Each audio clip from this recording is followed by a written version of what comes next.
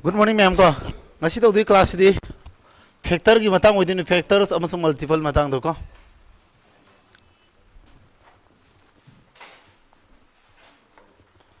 Factor hai di keno. Ma to maming si divisors ko wi ko.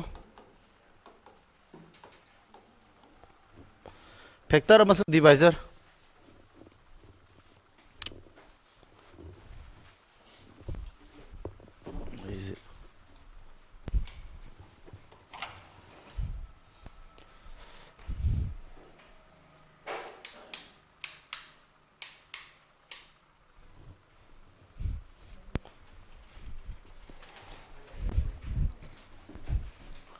Ya ba ma'am.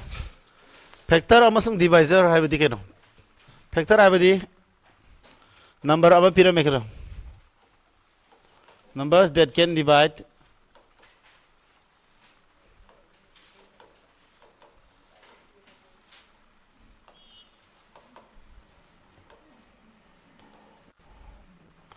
piraga leramba number ama madu yen ba number ma'am am leram gani madu factor ko iko. Adigi multiple hai bang lakani multiple hai jina kaino multiple hai jina koina sulap kaina bodu maita londo ko sin kaino numbers divisible by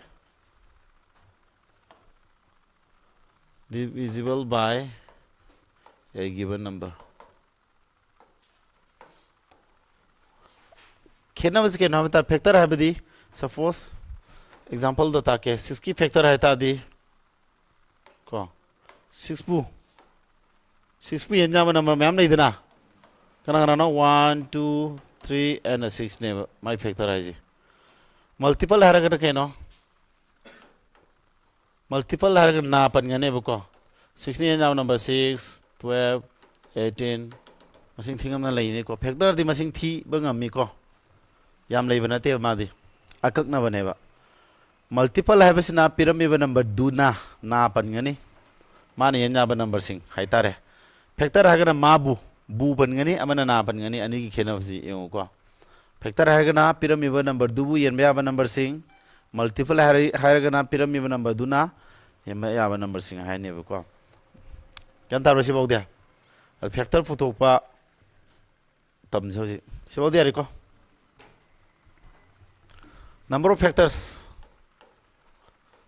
number of factors पुतो फितम जे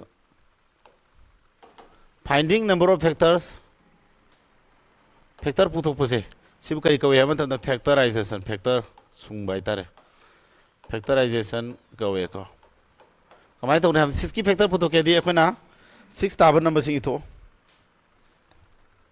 6 ताब number सिंग दी 1 into 6 2 into 3 3 into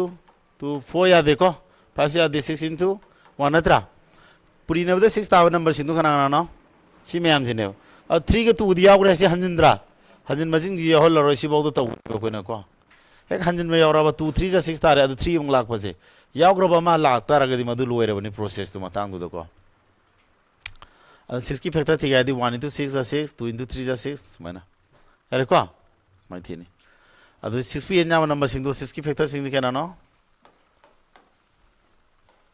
factor Sindhu के नानो हता 1 2 3 and 6 हारारे यारे को आदर factor सिंग खांगे मैं मुखरमाने अदो अनोने खांगे दबसे फैक्टर से मरी ले को मा गया फैक्टर से हम यंजी नंबर सिंग जे हुसिक नहीं न सेब को कोना 1 दे हुरसी 1 2 3 4 5 6 है 1 फैक्टर इथो क्या नो 1 मसादे लेते 2 की दी 1 का 2 का 3 दी 1 का 3 का अभी 4 दी 4 5 6 4 दी 1 2 4 5 थी 1 का 5 का 6 दी 1 2 3 6 सुमाय तो उधर अकोने फैक्टर सिंग से मसिंग खुदी मकी फैक्टर सिंग से क्या क्या लगी सिम नहीं नरको मतमदा फैक्टर अमक खक्तमक फंगबा म लेरे कनाना 1 फैक्टर अनि फंगिसे कनाना नो फैक्टर अनि नि लेबेसे 2 फैक्टर अनि लै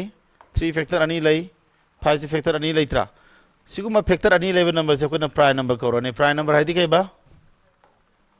प्राइम नंबर्स हराने बा having two factors only two factors हराने को और प्राइम नंबर से सिना हेंग तोरकनी को प्राइम नंबर कंपोजिट ना हेंग तौसी फैक्टर अनि खतम लेबा अनि दे हेलगन मदो खनम करी कौरने कंपोजिट नंबर हम कौरने को कंपोजिट नंबर है हो की 4 गुम्बा 6 गुम्बा से नत्रा एग्जांपल दा फैक्टर अनि दे लेबसे यारे को सुबाना फैक्टर दे लाक्तुने प्राइम नंबर कंपोजिट नंबर है अदना होजि फाउ दा खोना ताइसे केनो फैक्टर अमस मल्टीपल हाबरिंग असि टॉपिक सि ममिंग को फैक्टर का मल्टीपल पुथोफा असि फैक्टर से या मरु ओए मंगोन बेस तौ क्वेश्चन या महंगे और मंगोन ने हेगा खोना आइसेप का लाके दुसे मथंग चैप्टर आइसेप लाकने को सिदा यावरिबा एफ सिने फैक्टर आसि नत्रा द आइसेप सि फैक्टर द बेस तौ कदुनी मल्टीपल आसि ना केनो एलसीएम सिदगी एलसीएम नै नरकदुने बा मल्टीपल आसि एमजी बुने बको अदुना सि खंजिन दबा यादे अदे फैक्टर आबसे कई नो तारगदी अकोन इमालोन द खंगुसिना दि फरे पीरिबा नंबर दुबु येन याबा नंबर में आम लेरमनी दना मदु माई फैक्टर कवई पीरिबा नंबर दुने येन याबा नंबर सिंग दुना मागी अमक मल्टीपल हादि सुलाब काय दो खना को हबा अदे म फैक्टर पुथोपि थौजि कई कोइबा फैक्टराइजेशन फैक्टर दम प्राइम नंबर ओइबा फैक्टर पुथोगर मदु कई कोइबा प्राइम फैक्टराइजेशन कौदुने अदु मथंग द तालागे फैक्टर पुथो कैदी 6 की फैक्टर पुथो कैदी पुरी नबद 6 ताब सुलाब तो 1 दे होर मथंग मथंग इथोकनी 120 की तौगे हरदी 1 into 1 दिस माइ तो रोइद्रा 2 into 60 3 into क्या 40 4 into 30 5 into क्या कुमारी 6 into क्या 6 ना क्या होता 20 ताबरा 7 याद्रे 8 नदी 15 अदगी 9 याद्रे 10 नदी 12 सिदा लोरे फैक्टर याम लेत्र मा गया how many factors of 120 are there घर my factor पुन्ना क्या सोगे समाना थीता रे सिना डायरेक्ट थी बिसिना सी प्रोसेस ने अब यान दबाई जा फैक्टर थी बे थोंग दु फैक्टराइजेशन कवि समाय थी नि सिमा खंगो यार बा अदा खोना मसिंग सिंग माय फैक्टर क्या क्या लगी नै न मतमदा फैक्टर अमा खक्ता लेबा नंबर अमा फंगे मदु कराना ओनली 1 ने मादी प्राइम सु कंपोजिट सु सिंगरोय अदा फैक्टर अनि नि लेबा 1 मा सामक सिना फैक्टर ओइबा दुगुम नंबर सिंग सिना प्राइम नंबर हाइन सखरनी फैक्टर अनि दि हेनबा कमुदा कंपोजिट नंबर हाइन सखरने यार कोसा next prime factorization ngasai factorization ai de kari haigi khona mami factor sungbo factor puthuk pai da ne sto prime paxila min kai hatare ati prime number oba factor sing puthuk pa hara de sinama ko adu di ngasai prime number du kitang pal horo me magi takti ta mage aduga prime number da direct sangsil lui ko khoje prime number ki class na teba focus factor da base toroga ne ba in tawdisi ko prime number से अखोना 1 to 100 ती फादा ब्या देखो सीधा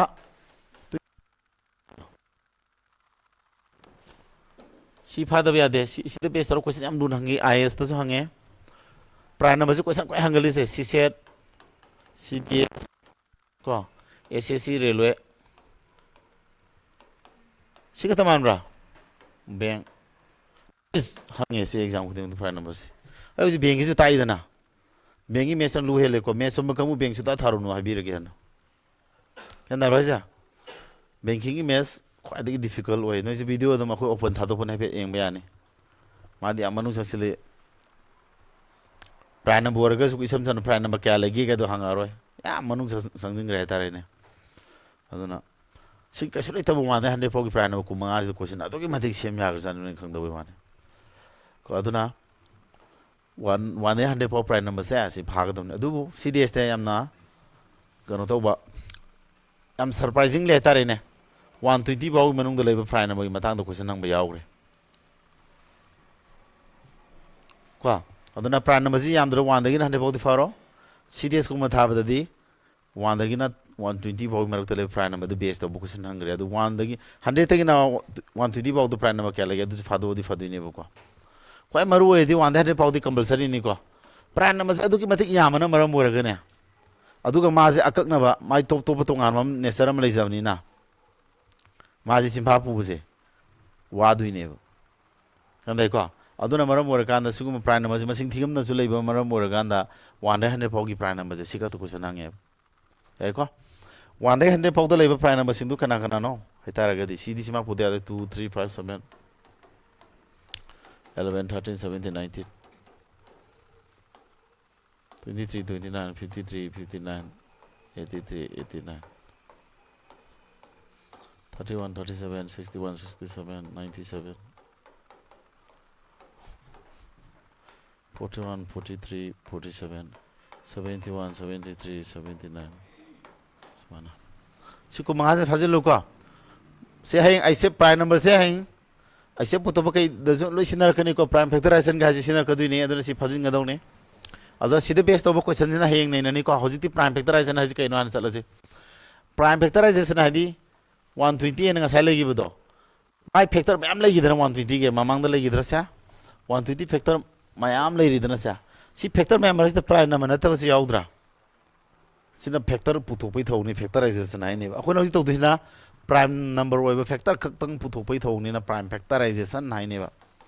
मासे कमाय थौनी अदुदि तौबि नियमस केनो ख्वाइदि pick prime number ग्रानो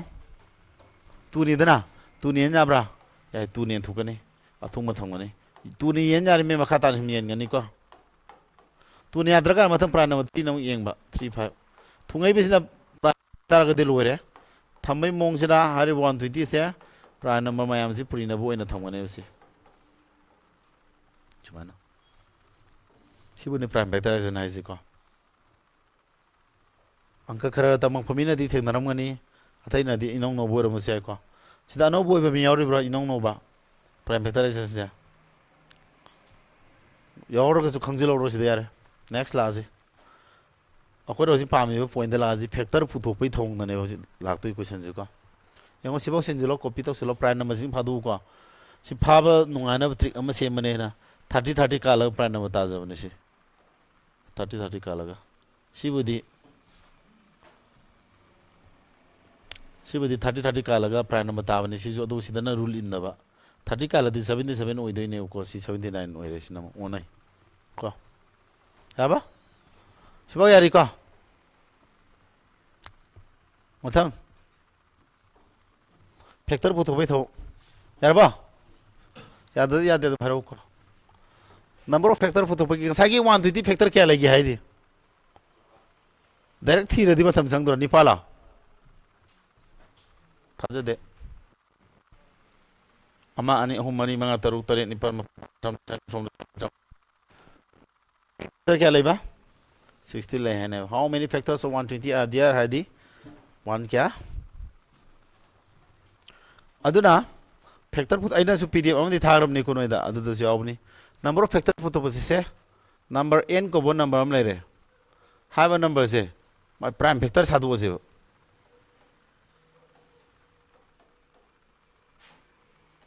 smile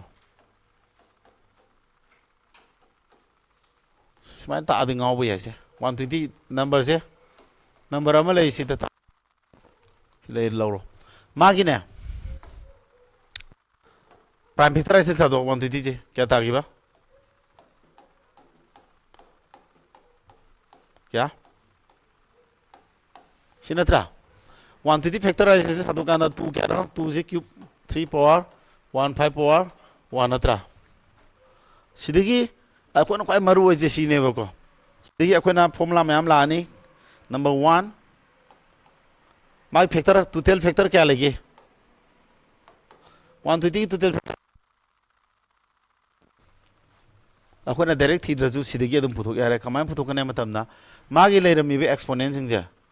अमम लैति सिलो 3 दस अमति सिलो 1 दस अमति सिलो सी 1 दस अमति सिलो तारा फोल्ड पुइना दुइ नत्र से 4 मरसी कैमेट्री इनटू निको क्या तारा मरी निपन निपनानी टटू थारो पनिशमेंट ऑनलाइन खंगो कर तौदे यार मान असी क्लास तौदे को मैमुट की है स्टाफ लेते एडजस्ट तौ ngमरो क्लास ngमरो सि खितंग सेटिंग दु खुद लमा सांगी अनो बोइबनिना वीडियो रिकॉर्ड लौरी रिकॉर्ड थारकने है ला कंबुजे प्लान अमा तौदे याद्रे को ऑफलाइन खरे हेलंदे याद्रे मरम लोय लमनम नरे लाइव ता ꯅꯨꯡꯊꯤꯟ ꯖꯨꯡꯉꯥꯏ ꯑꯃꯁꯨ ꯉꯥꯏ ꯑꯩꯈꯣꯏꯅ ꯇꯧꯔꯤꯁꯦ ꯂꯥꯏꯐꯀ ꯄꯨꯟꯅ ꯊꯥꯔꯃꯤꯅꯅꯦꯀꯣ ꯌꯥꯎꯍꯧꯗ꯭ꯔꯁꯨ ꯌꯥꯔꯦ ꯍꯥꯏꯕꯒꯤ ꯁꯥꯇ꯭ꯔꯁꯤꯡꯒꯤ ꯅꯦꯒ꯭ꯂꯤꯖꯦꯟꯁ ꯑꯗꯨꯝ ꯌꯥꯎꯔꯦꯕ ꯑꯗꯨꯗ ꯑꯩꯈꯣꯏꯅ ꯄ꯭ꯂꯥꯟ ꯑꯃ ꯇꯧꯔꯦ ꯁꯤ ꯁꯦꯡꯅꯅꯤꯀꯣ ꯑꯩ ꯔꯦꯀꯣꯔꯗꯤꯡꯅꯤꯀꯣ ꯁꯤ ꯂꯥꯏꯚ ꯌꯥꯎꯕ ꯀꯥꯡꯕꯨꯅꯁꯨ ꯇꯥꯔꯝꯗꯣꯏꯅꯦꯕ ꯁꯦ ꯑꯩ ꯄ꯭ꯂꯥꯟ ꯑꯃ ꯇꯧꯔꯅꯦꯕ ꯑꯩꯅ ꯑꯣꯐꯂꯥꯏꯟ ꯀꯥꯡꯕꯨꯁꯤꯅ ꯍꯦꯟꯅ ꯕꯦꯅꯤꯐꯤꯠ ꯈꯔ ꯐꯪꯅꯕ ꯁꯝꯊꯤꯡ 10% 20% ꯐꯪꯅꯕ ꯄ꯭ꯂꯥꯟ ꯇꯧꯔꯛꯑꯅꯤ ꯃꯔꯝꯗꯤ ꯑꯣꯐꯂꯥꯏꯟꯒ ꯂꯥꯏꯚꯀ ꯀ꯭ꯋꯥꯂꯤꯇꯤ ꯃꯥꯅ ꯈꯜꯂꯛꯑꯗꯤ ꯕꯦꯔꯥ ꯇꯥꯗꯣꯏꯕ ꯀꯣ ꯈꯜꯂꯣ ꯇꯥꯔꯦ ꯗꯥꯏꯔꯦꯛ ꯀꯣꯏꯁꯟꯒꯨꯝꯕ ꯈꯔ ꯌꯥꯔꯕ ꯑꯗ ꯅꯠꯇ꯭ꯔ ꯂꯥꯏꯚꯁꯤ ꯃꯤꯅꯤꯠ 10 ꯋꯥꯠꯂꯤꯉꯩ ꯇꯧꯊꯣꯛꯑꯒ ꯑꯔꯣꯟ ꯑꯊꯨ ꯈꯔ ꯇꯥꯛꯇꯥꯔꯦ ꯂꯥꯏꯚ ꯀꯥꯡꯕꯨ ꯇꯥꯔ ꯁꯥꯎꯅꯤꯡꯗꯅꯕ ꯌꯥꯔꯦꯀꯣ ꯁꯤꯗꯤ ꯀꯃꯥꯏꯅ ꯇꯧꯕ ꯇꯣꯇꯦꯜ ꯐꯦꯛꯇꯔ ꯄꯨꯊꯣꯛꯄ ꯅꯠꯇ꯭ꯔꯥ ꯁꯤꯗ ꯂꯣꯏ ꯇꯧ ꯌꯥꯔꯦ ꯐꯣꯔꯃꯨꯂꯥ ꯌꯦꯡꯉꯁꯤꯀꯣ ꯁꯤꯗ ꯇꯣꯇꯦꯜ ꯐꯦꯛꯇꯔ ꯍꯥꯏꯕꯁꯤꯗ ꯃꯥꯒꯤ 120ꯒꯤꯗꯨꯁꯨ ꯏꯊꯣꯛꯑꯝꯒꯦꯕꯀꯣ ꯁꯤꯗ ꯐꯥꯒꯤ ꯇꯧꯅꯤꯗ ꯆꯞ ꯃꯥꯟꯅ ꯇꯧꯅꯤꯗ ꯃꯌꯥꯝ ꯀꯣ 3ꯅ 40 4ꯅ 15 ꯅꯠꯇꯦ 4ꯅ ꯀꯌꯥ 30 ꯅꯠꯇ꯭ꯔꯥ ꯑꯩꯈꯣꯏ ꯁ꯭ꯇꯥꯐꯇꯣ ꯌꯨꯝ ꯆꯠꯊꯣꯛꯈꯤꯕ ꯁ꯭ꯇꯥꯐ ꯑꯃꯗꯨꯅ ꯑꯦꯛꯖꯥꯝ ꯊꯥꯗꯣꯏ ꯂꯩꯕꯗꯣ ꯑꯩꯅ ꯃꯣꯏ ꯌꯦꯠꯅꯤꯡꯗ꯭ꯔꯕ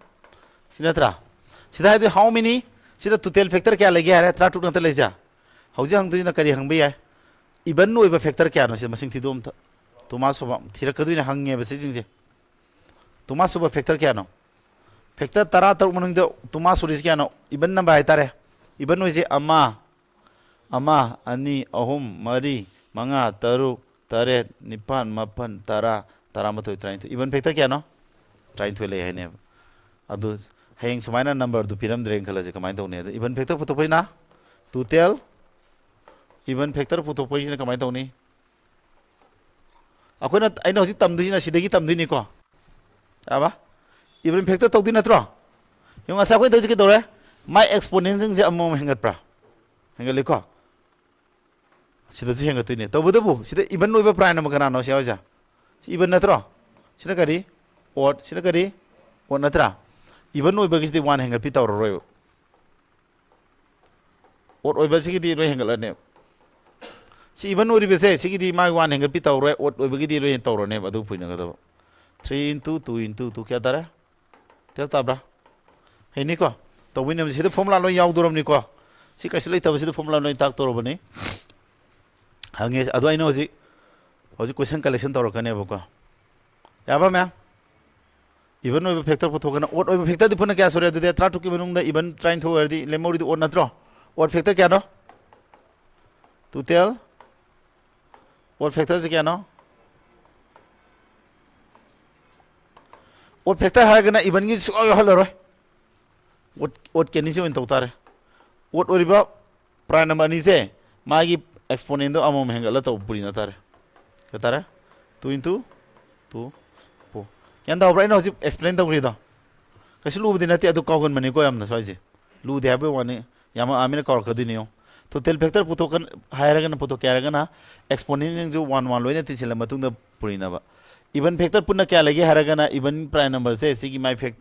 ꯑꯦꯛꯁꯄꯣꯅꯦꯟꯗꯣ 1 ꯇꯤꯟꯁꯤꯟꯕꯤ ꯇꯧꯗꯕꯤ ꯑꯗꯨ ꯄꯨꯔꯤꯅꯒꯗꯕ ꯁꯤꯗꯅ ꯀꯩꯗꯧꯔꯦ ꯏꯚꯟꯒꯤ ꯁꯨꯡꯌꯥꯎ ꯌꯥꯎꯍꯜꯂꯔꯣꯏ ꯑꯗꯨ ꯇꯧꯗꯕ ꯌꯥꯔꯕ ꯅꯦꯛꯁ ꯌꯥꯏꯕ ꯁꯤꯐꯥꯎꯗꯤ ꯌꯥꯟꯗꯕ꯭ꯔꯣ ꯇꯥꯏꯀꯣ ꯃꯊꯪꯗ ꯑꯇꯣꯞꯄꯁꯤ ꯂꯩꯔꯤ some of all factors factor ꯄꯨꯂꯞ ꯇꯤꯁꯤꯟꯅꯕꯒꯤ ꯐꯣꯜ ꯄꯨꯊꯣꯛꯑꯒ ꯍꯥꯏꯔꯝꯃꯗꯤ ꯃꯥꯏ ꯐꯦꯛꯇꯔ ꯃꯌꯥꯝꯁꯦ ꯑꯗꯨꯁꯨ ꯍꯪꯉꯦꯕꯀꯣ ꯑꯗꯨꯅ ꯀꯃꯥꯏꯅ ꯇꯧꯅꯤ ꯅꯦꯛꯁ ꯇꯧꯔꯒꯦꯀꯣ 2³ ꯍꯧꯖꯤꯛꯀꯤꯗꯣ 120ꯗꯣ 2³ ꯁꯤ ꯅꯠꯇ꯭ꯔ ꯂꯩꯖꯥ ꯑꯗꯨ ꯁꯨꯃꯥꯏꯅ ꯍꯥꯏꯔꯝꯃꯗꯤ ꯀꯣꯏꯁꯟꯁꯦ ꯁꯝ ꯑꯣꯐ ꯐꯦꯛꯇꯔ ꯄꯨꯝꯅꯃꯛ ꯇꯤꯁꯤꯟꯅꯔ ꯐꯣꯟ ꯀꯌꯥ ꯇꯥꯗꯒꯦꯅ ꯁꯨꯃꯥꯏꯅ ꯍꯪꯉꯝꯃꯕ ꯑꯩꯈꯣꯏꯅ ꯇꯧꯗꯣꯏꯁꯤ ꯀꯩꯅꯣ ꯁꯤ ꯐꯣꯔꯃꯨꯂꯥꯁꯤꯅ ꯁꯤ ꯈꯨꯗꯤꯡꯃꯛꯁꯤ ꯏꯚꯟꯅꯤꯀꯣ ꯁꯤꯅ ꯑꯣꯠ ꯄꯨꯂꯞꯀꯤ ꯍꯥꯏꯔꯃꯤꯅꯅꯦ ꯁꯤꯒꯤ 2ꯒꯤ ꯄꯥꯋꯔ ꯑꯦꯛꯁꯄꯣꯅꯦꯟꯁꯤ ꯀꯌꯥꯅꯣ ꯍꯥ 3 ꯅꯠꯇ꯭ꯔꯣ ꯁꯨꯃꯥꯏꯅ ꯏꯔꯛꯀꯗꯕ 2 ꯄꯥꯋꯔ 0 2 ꯀꯤꯞ ꯂꯣꯏ ꯏꯊꯣꯛꯀꯗꯕ 0ꯗꯩ ꯍꯧꯔꯒ ꯌꯥꯔꯦꯀꯣ ꯑꯗꯒꯤ ꯑꯃꯨꯛ 3 ꯄꯥꯋꯔꯁꯤ 1 ꯅꯠꯇ꯭ꯔꯥ 3 ꯄꯥꯋꯔ 0ꯗꯩ ꯍꯧꯔ ꯏꯊꯣꯛꯀꯗꯕ ꯁꯤꯁꯨ 5 ꯄꯥꯋꯔꯁꯤ ꯀꯌꯥꯅꯣ 1 ꯅꯠꯇ꯭ꯔꯥ 5 ꯄꯥꯋꯔ 0 5 ꯄꯥꯋꯔ 1 ꯇꯔꯦꯠ ꯐꯣꯜꯁꯤ ꯂꯣꯏꯅ ꯀꯩꯗꯧꯕ ꯁꯤ 2 ꯄꯥꯋꯔ 0ꯗꯤ ꯀꯌꯥꯅꯣ 1 2 4 8 1 plus 3 1 plus any number pause 0 tapodi 1 thavni ko tara nipa mari gadi trying toy from 15 dabra ngomagadi mari manga taru mari trauma mari kya no humpu tara 3 60 dabra tai ko my factor myam sin na full check tor si si loi ti na phone do ni ko 360 ta hai de ba no si loi ti na ra ta one kya tare 80 sama sani kun dar ba sani yankai le re ko si babu to sani yankai le re mari tare ba matara sani hum phule re si babu da si myam ti na ro tara kumari si gadi kya ta mapan taru ka kuntaru ipang si gadi kulum doy trying to tara gadi kuni toy tisno traunga trying pang kun ani kut pore sama pun kya tar 360 ta bra my factor sim bulap tin 360 ta dro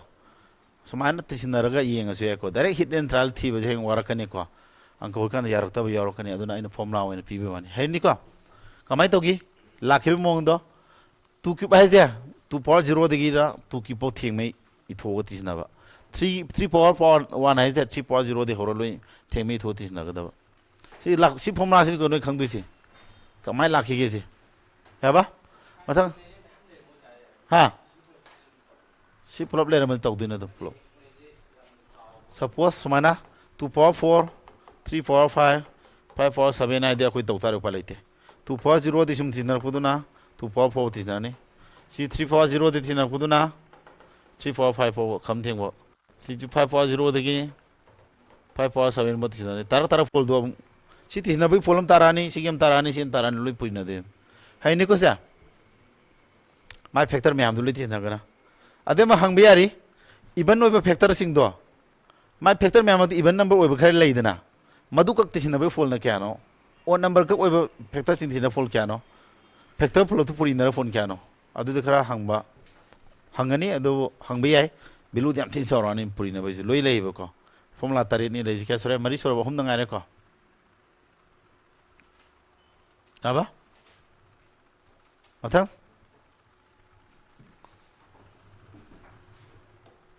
sum of even factors sing tisna bai fol howji ki tisna tro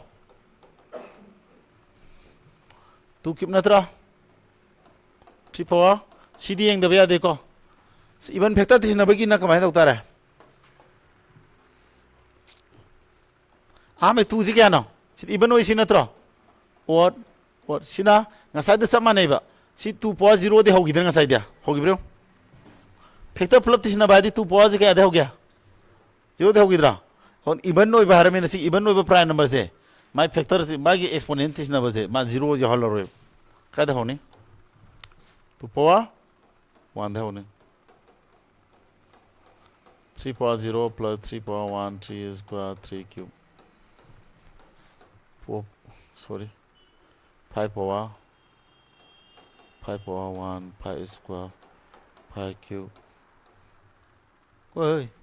si bao da na tro henje le na tra mai si bao lo 5.0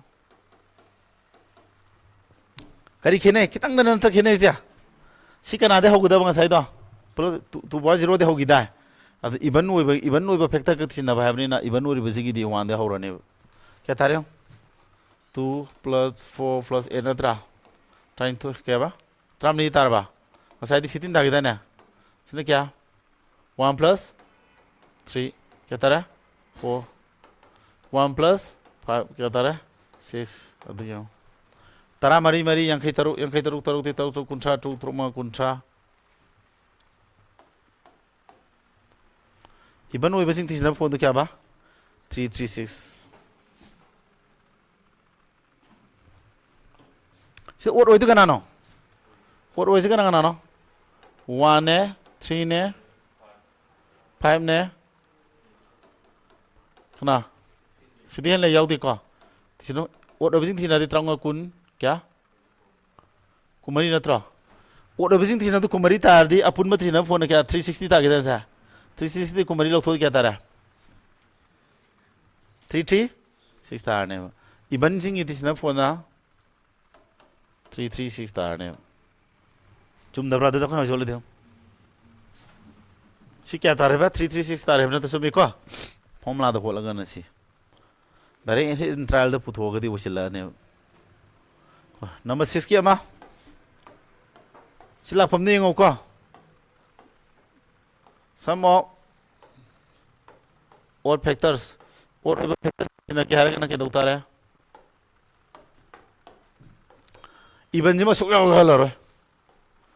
t 3 power 0 5 power 0 kya tare sa 1 plus 3 sina 1 plus 5 kya tare 4 into 6 sume ko sikita sumbra formula taru sure hai ni ko sa formula taru sure aina kano do thagram ni ko video to si yo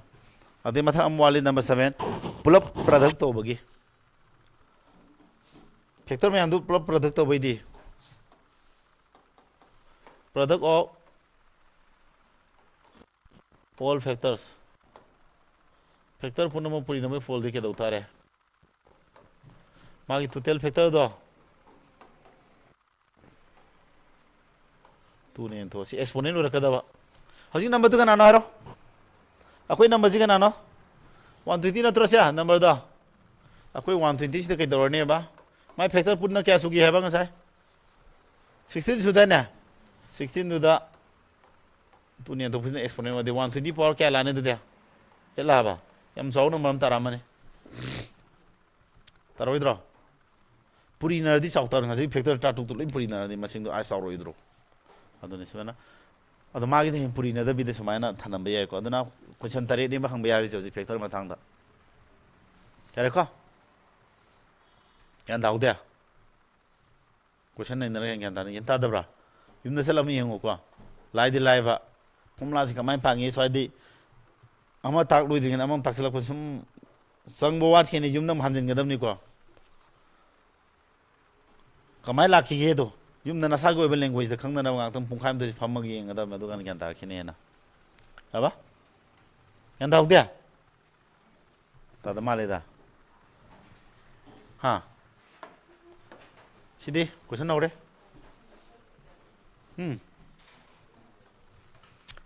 3600 की सीजल तिया तू दंगी ने को मैं factor क्या लगी है मतलब हिडन ट्रायल थी लई नुंगा गद्रो प्राइम फैक्टर सेन तो रोदना सामदी यहन रैना याव loan C prime factor Sen तो बसे आंगा मसाई टाइप तो दोसी आयो खने को 36 साइड का मैं इनी 36 साइड 4 into 9 नत्रो सामा जिद क्या नो सामा भेग यारो मबा कुमंगा मरी नत्रा 4 into कुमंगा नत्रा अदि 2 जी क्या नो 2 स्क्वायर सी 2 स्क्वायर 2 4 क्या ला 4 3 स्क्वायर 25 स्क्वायर नत्रो लोरे सवाना अखोय न मसिदे प्राइम फैक्टराइजेशन ने दा हौजे अखोय तौगिबो समाय तौबिम लेदाना समाय तौरसी याय को समाय तौगी तौदोबो नोइना अदा प्रो लेवल दा तौरोबा हौजी सीजल तिया दु थारकदो साथ ngantani na ko yaraba si level da holo yare ko dak thugayo kusi ni noi honani mong do thugai ay kusi tau de last prime namang ta hande ade adu di kaino number of factor puto kai ma exponent ke do ya ba ama mengal eda na pose ama hengalani kya tara siju sigi exponent ama mengatu na tro tara 5 into 3 into 3 mangahom traunga nifu mga siguro ngani typing mistake ngani yako kana odina ya ko sa yan tabra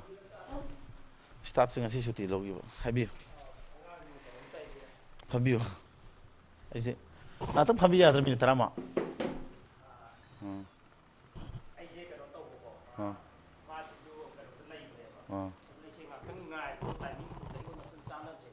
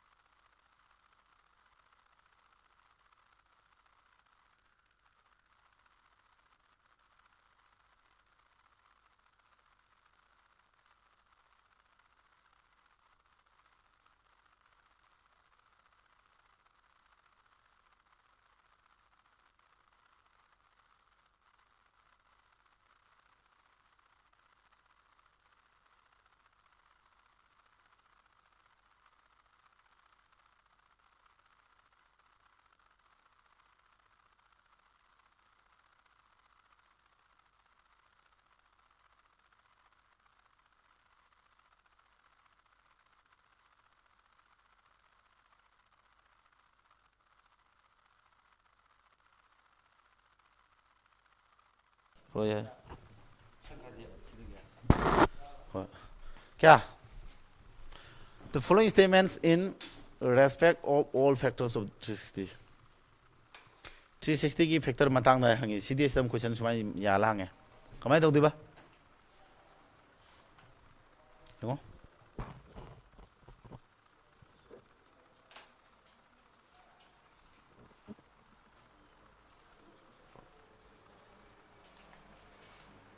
kamai tau hai no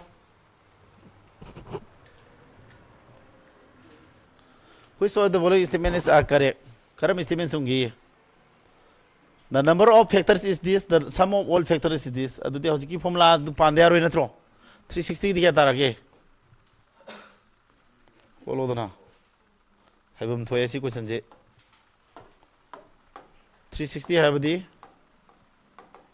4 into 9 into 10 natro si 2 into 5 natro 10 jidi 2 4 si 2 square le re sida 2 gum thor 2 cube 3 square smile oidro la prego si khang prego sida lai se gyan dadre ta de hayu ko 360 have the 4 into 9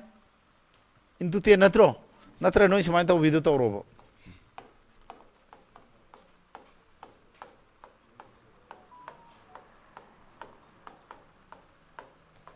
two home lae 3 square lae 5 1 sini iris ko ma total factor kya suni total factor putu kya dikhe hoiba 3 plus 1 2 plus 1 1 plus 1 kya tare 4 into 3 into 2 mari nipa long kumari sumabo si sumi ko 2d factor pulap tisna phone tu kya taiba sumreng ji ko factor pulap tisna bai formula to kamai inga sai da tu kipo ini hada sya sina kya 3 power 0 de horga sina 3 power 1 3 square bi dui natro 5 power 1 bole na mami 5 power 0 de 5 power 1 bo iro kya tare sya 2 sorry 1 plus 2 plus 4 plus 2 cube ni 8 ni ko se sina kya 1 plus 3 plus 9 sina 1 plus 5 kya tare ni pa trying toy tom 15 darba 15 into 13 into 6 darba adu di mana purina bada hai sumbreng ji ko 15 ga 13 ga puinaro 6 ga puinani manga tor kontra 90 90 ga sigidi 117 sume both 1 and 2 sumdro 90 tare 90 ga 13 ga di mapan hum kuntaret mapal mapan taratam to sume ko sa ani muk sume harani aduna si hangi ba samaina CDS hoigre nga sai du CDS C set kumba IS kumba du am hangan ba question ni ko se abra formula pa ma khara heram natro kasunu de ko formula tare tuma fazilo ngasi ta is only just formula tare tu ne ba ko adu de du da dang adum si kumanga mane yabo aba next orge CD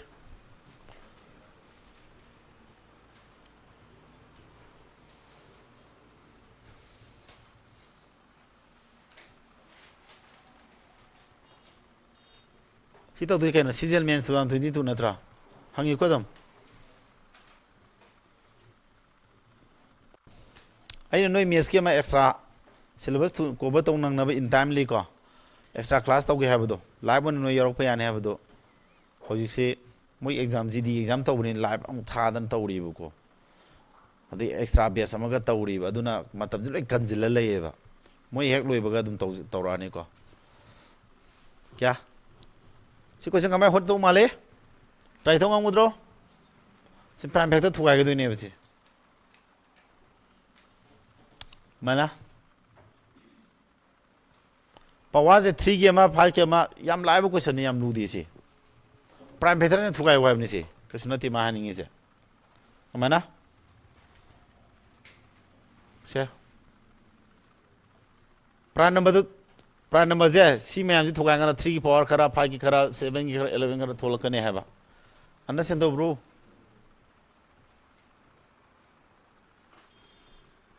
siga dage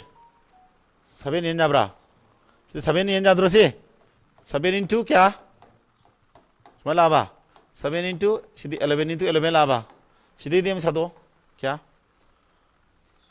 trom de tratuk tar ba sidi 5 na sado 5 ke sado 5 sado 5 into manga tare kunchaunga 77 laba 5 into 7 into 11 lai ko sigidi 5 yauni 5 sado 5 sado di 5 into manga trom de fu manga manga sitar ba 5 into manga ni tara kunchaunga tare la sumdro 5 into 3 cube natra sigidi sadok tabni tam di kitang consume ni si 25 yarmina si 25 yan yarmani kumanga into sam kun sumra aina no 25 ki salap ta khrab noida sam lising de kumanga kya yawe hai kumanga ni fu yawe da na si de lising kya no hom da di kya yaro mane ni fu du hom sam kun yaro mani ko nadra adu kumanga ma yaro sigi kumanga ma pun sam kuma thoi sadok pada khar thu baji di silani ko adu di 5 square 11 square so thira kadu ni ko adu de horji pulpuna 5 power kya phangyo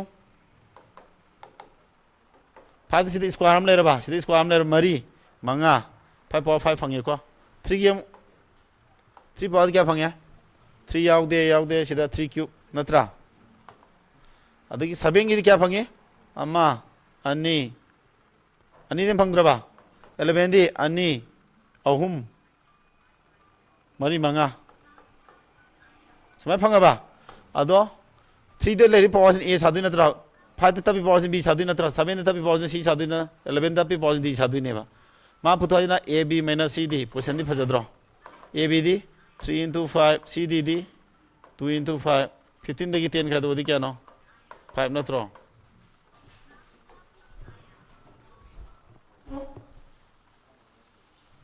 क्या बा याद है bro ताऊ दे factor थुगाय बदा किदंग कनो ताऊ तारे सुमा गजे अखोय प्राइम फैक्टर जन तौ लेदि यारो गसे सिदा प्राइम फैक्टर जन तौरग लेदि नो एकदम हादि कोन नरने मतम दो आंगा मसा दमाइना ति ति तौ अदु सिमाइना ककनबा येनबा थुमीना लाक्सर खनि को टियर 2 लेवल थारा कदुनिना टियर 2 दे किदंग टाइम कंज्यूमिंग क्वेश्चन खरा नमना यावराने टियर 1 दना खरा अंधनबा तक तक थुगायो सिदा इन थुगाय तो खंगोइदना कुमंगा सलापना नै ताकिदु चामा दु कुमंगा मरि यावी 1000 दा निफु यावी अदुगी कॉन्सेप्ट सिनर याम थुना सुगायोबा केंदा भाइसा केंदा ब्रो युंदा जेंगु को क्वेश्चन जी कितंग अराइबो एबा मतम कितंग चंगनबा सानायबसे फजै सुम क्वेश्चन जद मयाम मसिंग उथो हंगबा याइबा सुमजी हयेंग नि नंगना अंक अमा प्रैक्टिस तौ मतमदा हयेंग मसिंग उथोगा हंगबा याबा सिंगदो अदु खंगना पाहोगदौनि को सिदे find the number of prime factor हाइबदि केनो से number of prime factor पुथोबे Matang केनो मागी को 120 दुंगा साइ समाय लेगिदा 2 cube सिदा खोइ लेखुदा नत्रा prime factor जे 2 जे क्या यावे न prime number 2 जी की factor जे पुन हम यावरे 3 हाइबसिन अमा यावरे 5 अमा यावरे पुन क्या न 5 यावे हैनि मा याइको हैरद्रा दुइदा नि तौजरो हैनि कमाय तौतारा दुइदा 30 power 5 into 24 power 5 like basi 30 se kamai ibi ai 30 se na 3 into 10 natro 10 ni 2 into 5 natro power 5 30 mo to samai ibi ni ko 24 te kamai ni 8 into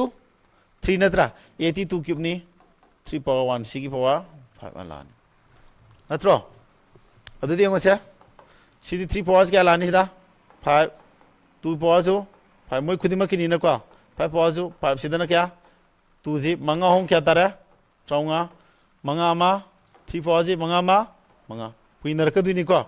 अब तो पुन्ना यों 2 powers क्या सोरेम दियो 2 powers जी सीधा मले रबा 2 power क्या 20 3 powers जी 5 मंगा दी क्या नो 10 5 powers क्या नो 5 नत्रा अब तो कैसा यों number of prime factor तो पुन्ना क्या सुई है सी में हम लोग थी ना दायना 2 जो हम लोग यावरे 3 हम लोग यावरे मरी मंगा नत्रा अतः क्या तारी सी भी थी नरोइद्रा 20 30 35 ꯍꯩꯔꯗ꯭ꯔꯥ ꯃꯌꯥꯝ ꯂꯨꯗꯤ ꯂꯨꯗꯦꯀꯣ ꯑꯃꯨꯛꯇꯪ ꯇꯥꯛꯈ꯭ꯔꯗꯤ ꯍꯩꯅꯤ ꯈꯜꯂꯤ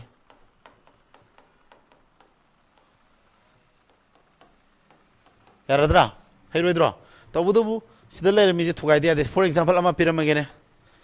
ꯑꯩꯅ ꯍꯦꯛꯇ ꯀꯣꯏꯁꯟ ꯍꯪꯖꯤꯜꯂꯛꯀꯦꯕ ꯀꯥꯏꯗꯦꯕ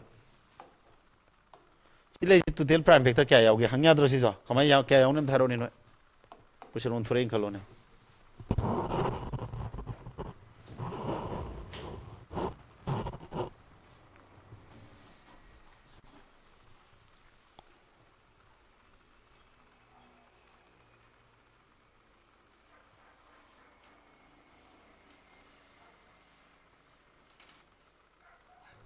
क्या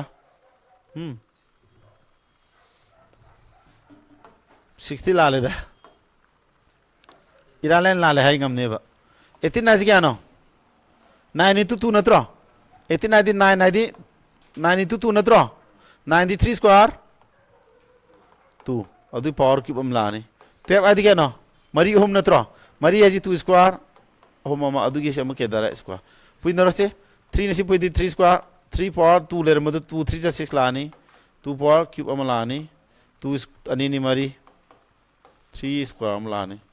अब तादी 2 पावर क्या पुण्य क्या सोरे से 2 पावर से 7 सोरबा 3 पावर दी तरुक तरी निपान तारबा प्राइम फैक्टर क्या सोरे अदु दे 3 निपान नमा 2 7 नम पुण्य क्या तारा 15 हेरोइद्रो माना हेरोइद्रा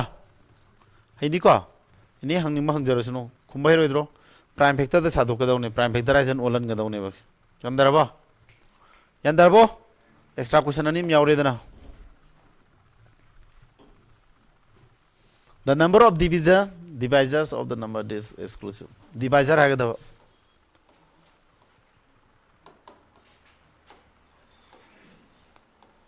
divisor आदि केनो फैक्टर हागी दाने सा फैक्टर हागी ब्राइ दब्रो divisor का तो ममिंग फैक्टर तो ममिंग divisor को दुदी माई की क्या नो पुनः फैक्टर क्या लोगे exclusive to the divisors one and itself वांग मसामक मसिंग थारगने पुलब थादा आरे को अंदर भैसा सिसकी फैक्टर क्या नो फैक्टर मरी नत्रा वांग मसिंग मसामक थादर दिखे तोरा अनि दाइ दु नत्रा वांग मसिंग मसामक अनि थादी पुलब तू हंगब समान नत्रो सिजु वांग मसिंग मसामक दु थाव exclusive आदि यहन द भाइबनी सॉरी यहन द भाइब inclusive आगना याव भाइबनी exclusive यहन द भाइब नत्रो अदु टोटल फैक्टर तू पुथोनी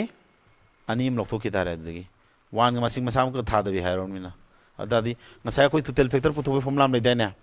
फैक्टर पुनः क्या लगे ना अदुदगी के दोतारे खवा फैक्टर मसिंग पुल पुनः फंगदे क्या का दोतारे तू खदोने अदुदी फैक्टर मसिंग पुथो के सी कई थम तारे खोना माय प्राइम फैक्टराइजेशन सादोय दो समायना अदु पावर तिस मितो बुदा अदु नो हेरोइद्रा हैनी ना तो बदो मतम खितंग संग न माना पिरामिड नंबर्स यागद्रो मैम सिबो हाँ युम धोलगिरा होरा हेरोइद्रा आई तामुरा हाँ करिया तानिया अदुनी भाई ना हाइनिंग इसी तामो गारक पुदु खितंग साई गिदो नम धारकते हेराबा सिदी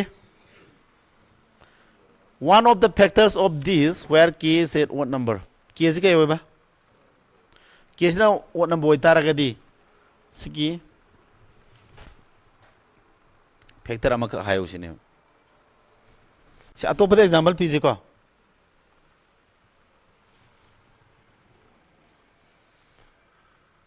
k in what number oi bhamna tra k in what number dadi k do khoi wan lok sinya bra ha अदादी 8 2k plus 5 2k ऐसे कई मानने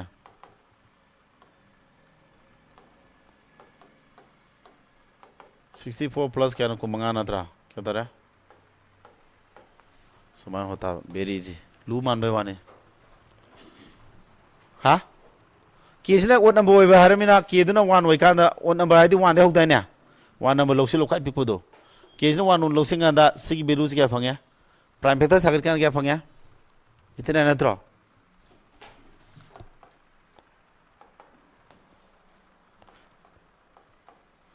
तो क्या प्राइम फैक्टर दिखे ना 4 into 3 नत्रा 2 square into 3 natro sumbra sini puina kya tai 4 into 3 tara badum to adum tai ko to ki factor to masama withdraw ha to masamak ki factor withdraw masa adu tadi ki sino 1 oitara gadi number du si werane sumbro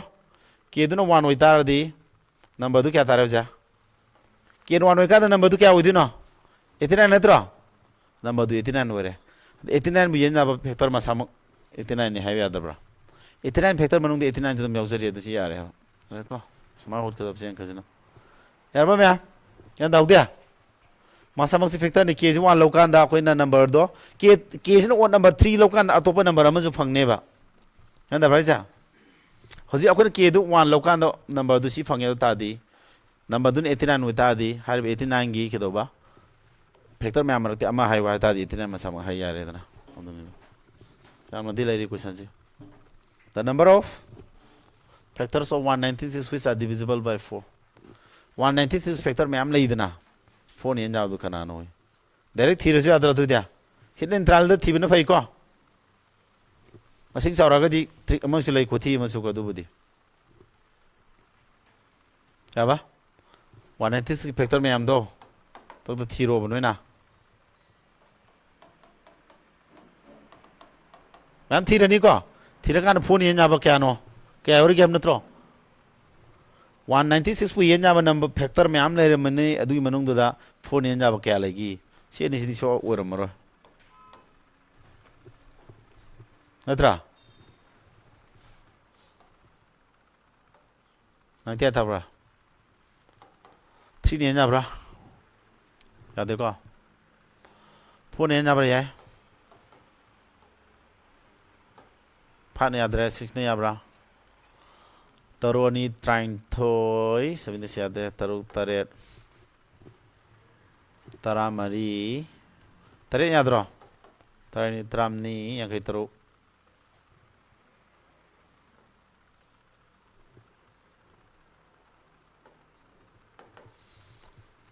ipan tratu ade mapan ani trying panya adre tara adre tram toy trying to smile factor me am nei phone hen ja ba kya phangi si de hora ama le ra ba phone hen ja ani su ra ba asa yok su tore ko adagi taret taramari hen jani trying to ma trying to tram ni hen jani tram ni ladi taramari tram ni yang kai tro tram ni mari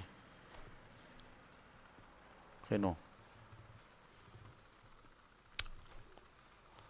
taramari ni ladi tram ni ma tram ni ko 14 ko silu re ko क्या सोया सीजे नाब्रा home सोर बदल दिया 196 factor दा phone ये knobs क्या ले रहा 196 SIM ले रहा 4 मसाम सिम ले रहा तो इंडिया सिम ले यार बा समाना तो उतारे है रो इधर में हम लुबांग का सिंग दे दा सीधी सीपीयू धांगे ऐसे को 196 की फैक्टर में हमारा तो फोन ये नाब तो पुन क्या हो गया सीधी हम कुक संग मंग करने ते बदले ताऊ उधर को सुनने थी भी आई था याद रो याद में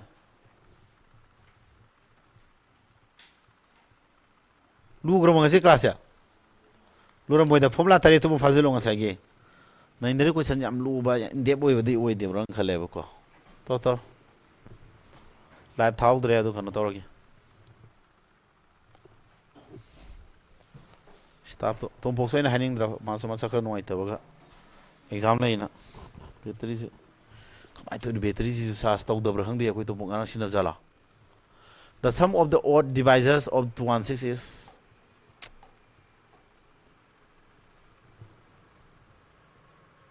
sounds papa talam mani do the sum of odd divisors of kya magi odd divisor odd factor sing ithina phone ngasa formula palani na prime factor ji sado si magi sado adu ga herke no holu sim madi no ngamre ng sim ta hol bitri sa so do mane khape esi gi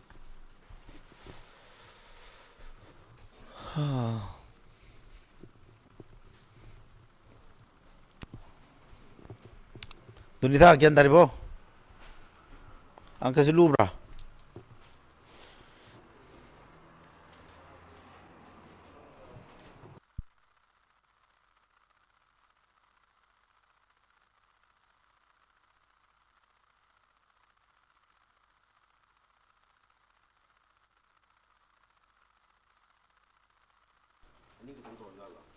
तो वो ngara numidang sina jala hangdi class ha petri bari sudri ani katane yorani amazon ka kim ha yani kalau isi ngamre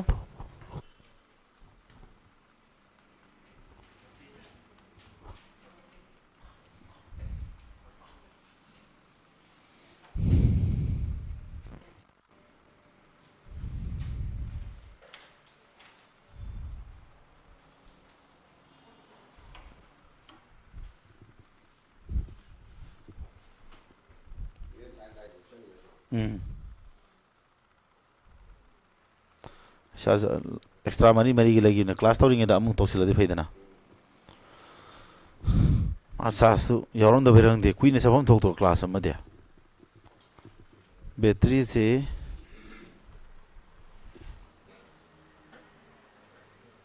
क्या था बा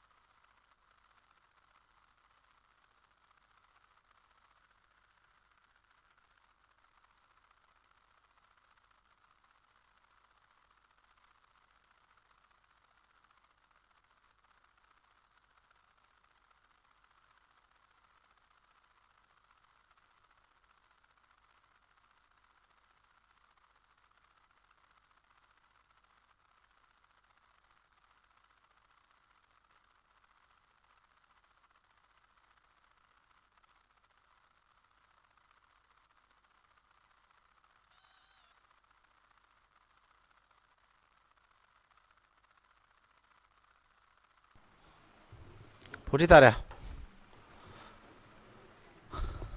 ate di tana bra hita be ori bra ha tara melo tara brutro dare formula pan man kani da sidi dividend ko divisor into quotient plus remainder sidi line ida ama tamge ate noi tawzo dividend formula kai no divisor into quotient plus kari si formula do ni ko 2 na 20 dl oh sorry 19 dl ge ko ani mapan train pan kya le me 19 ji dividend natro si 19 ji puto kya di 2 ga nanga puina tara phone 1 sin natro sida base to question ne habani da alma puto ji dividend puto am natro kana thi thare division puto kya di divisor thi natro ko divisor kana no da the divisor is 11 times the quotient and 5 times the remainder remainder kya no ma phere me ja 44 tadi remainder ji sipira me remainder sipira me ta divisor di 5 times the remainder है ना अरे मंगा मरी कुन सीतार बा remainder pira madi divisor पुथो यारे को 5 times the remainder है रे divisor जी को अदुगा मंग divisor जी के तो बा सी divisor J 11 times the quotient है ना divisor जी 220 ने 11 into quotient quotient पुथो क्या कहता है 11 से लदी 20 तार बा क्वेश्चन क्या फंगया 20 डिविडेंड पुथो क्या दिखे उतारे मैं डिविडेंड को डिवाइजर क्या इनटू क्वेश्चन क्या ना 20 प्लस रिमाइंडर क्या 44 क्या था रे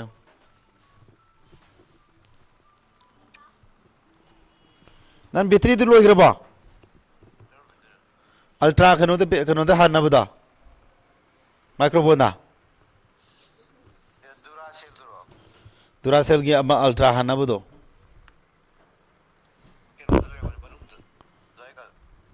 लैबू दबा हाँ कनोगी अमा चार्जर की तो चार्ज तो बैटरी तुमने चार्ज तो की फिर थन की ब्रा